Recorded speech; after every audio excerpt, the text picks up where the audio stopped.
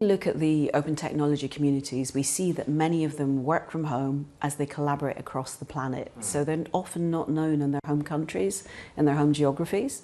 And what OpenUK does is bring those people together. It's a vast community in every country, and we bring them together in the UK and we give them a voice. So we talk about a submarine under the digital economy, and we surface that submarine for the open technology community. And why do we need it? We need open technology to democratise digital, to democratise AI, and to create access for everyone. So basically, we learn a lot about ChatGPT and DeepSeek. We don't really know who are the people behind it. Right? Exactly. There may be hundreds of people, nameless, Thousands. faceless, who have built small things that contributed to what we are seeing today. That's what it means, right? Some of them build small things and some of them build huge things. Yeah. So how many of them are we talking about? In India, I think you have about 15 million GitHub accounts. In the UK, we're sitting at 7.1% of the population holding a GitHub account, about 4.8 million. And it's not an ideal way to measure, but it's the best measure we have, and it's a like-for-like measure globally. So you're saying 15 million people in India work in that space? They may not work in the space, but what they do is contribute and collaborate globally. Okay. So when we look at working in the space, it narrows down a bit and you get to the real deep experts. And you are asking for openness in these technologies. But then comes the fundamental question. If you're asking me as a coder, as someone who builds a language, to have open access to it, how do I earn out of it?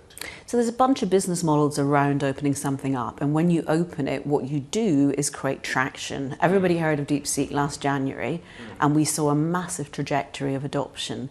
And we've seen this across software historically too. So we build a de facto standard very quickly by opening it up, and then we monetize around that. But in terms of individual contributors, there's a huge concern that we need more funding.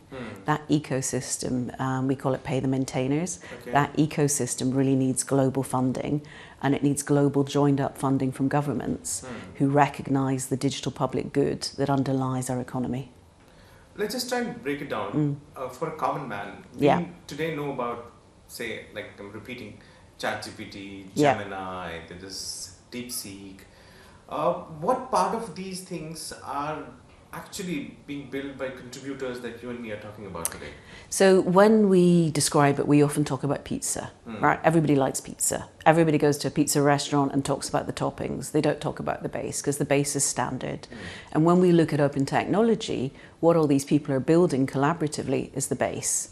Now it's dull, it's boring, it's hard work. But when you take that base away, what you've got is a sloppy mess. Correct. So we don't want a sloppy mess. So we want that open technology, that infrastructure to be well funded and well maintained.